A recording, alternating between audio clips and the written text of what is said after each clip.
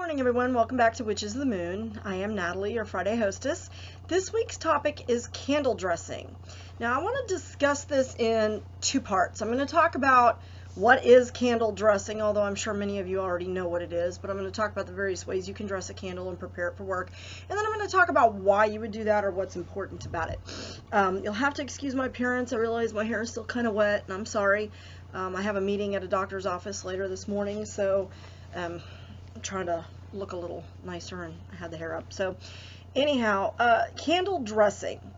When I first started out really fully practicing and learning about the craft and following the calling that I had, I read a lot about candle magic and candle dressing and why people do it and so forth. And so I want to talk about the reasons that people dress a candle, when do you dress a candle, and how do you dress a candle. Candle dressing is the preparation of a candle in various different forms in the working of a spell or in the process of a working. Now, there are a plethora of ways that you can dress a candle.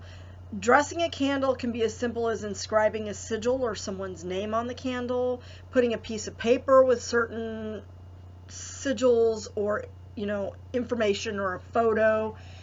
You can also dress a candle using oils. And when I first started out in the craft, it seemed like dressing a candle was vital to your working. It seemed to me that everything I was reading said that you really should dress your candles.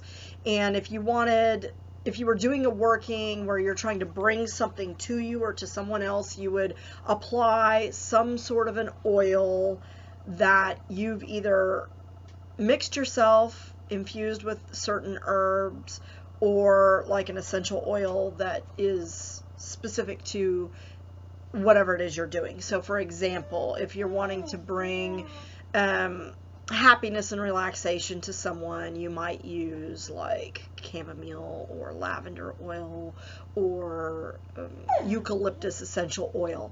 And to bring it to you, you dress downward. You would anoint the candle by dressing it downward. If it's a working where you're trying to move something away from you, you would dress upward with the candle. And if you can hear my little orange goblin over here whining at me, Sadie, enough's enough, kid. All right. I don't want to pick her up because I have on a good shirt, and, but she's obviously wanting some attention, so I apologize.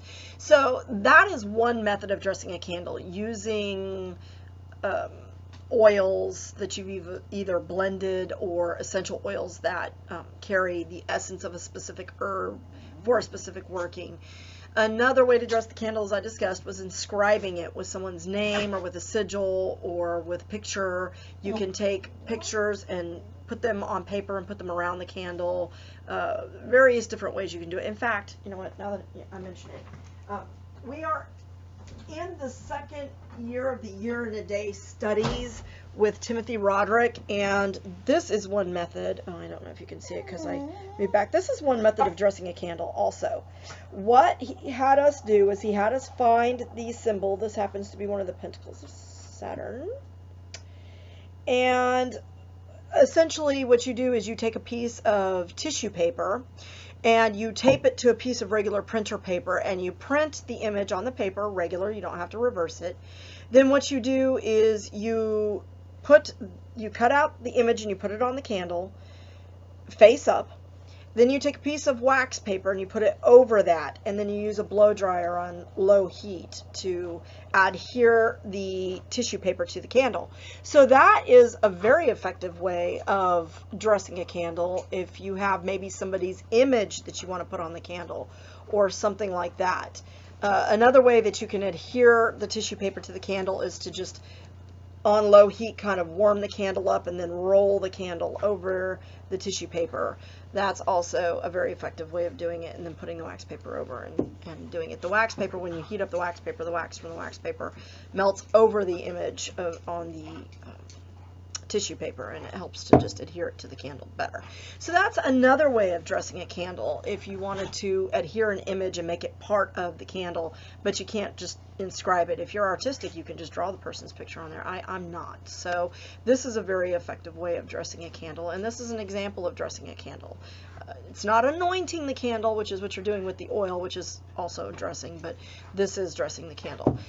Another way that you can dress a candle or utilize candles in this way is finding candles of a various shape, using various bodily fluids to anoint the candle or dress the candle. Now, why would you dress a candle? Well, obviously you're trying to incorporate or imbue a specific energy or thought. Remember that magic is a power that's within you. Everything that we do, including dressing a candle, is something that helps you to visualize the end game, what it is you're trying to accomplish or gain. In this case, in the case of this symbol, it is a protective symbol. As you can see, there's a lot of Hebrew symbols on it, but it's not. I don't feel that it's absolutely necessary. I don't feel that in order for your working with a candle to be effective, you must dress the candle. And I'm certain that there are people out there who disagree with me, and that is fine.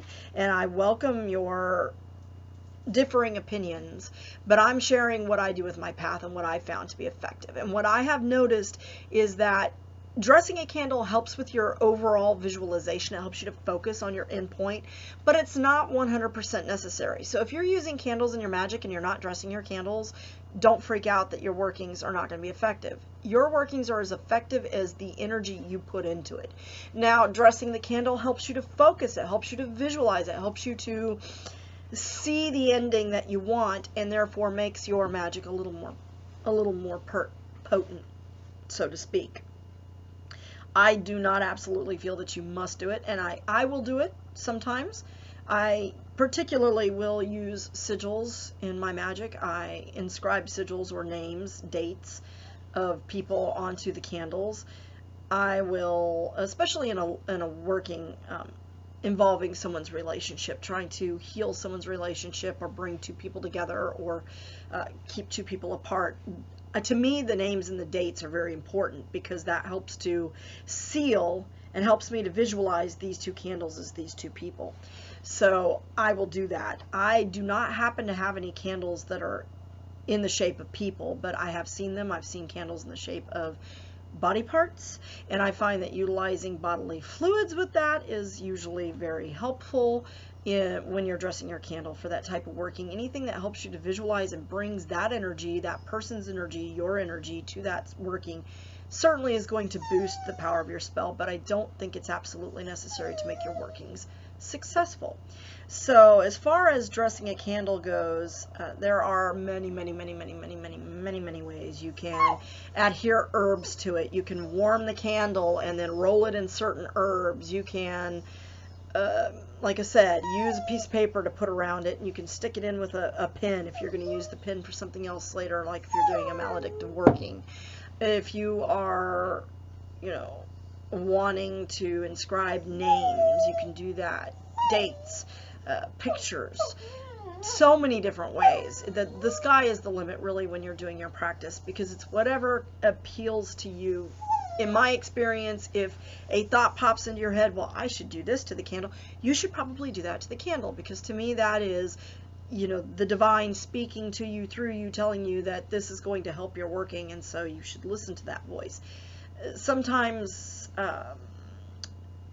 adhering certain things that belong to the person, like maybe a button from their favorite shirt or a piece of cloth that was their favorite shirt, you can tie it around the candle.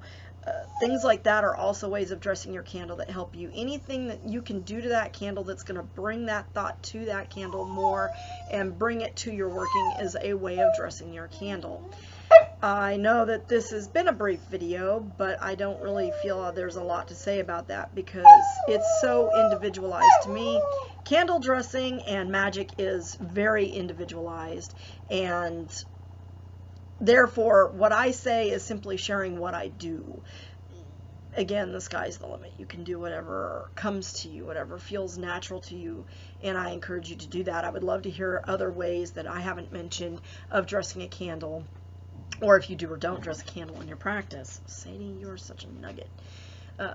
But anyway, I hope that you guys gained a little something from this video, and I look forward to seeing you guys in the subsequent weeks. Blessed be.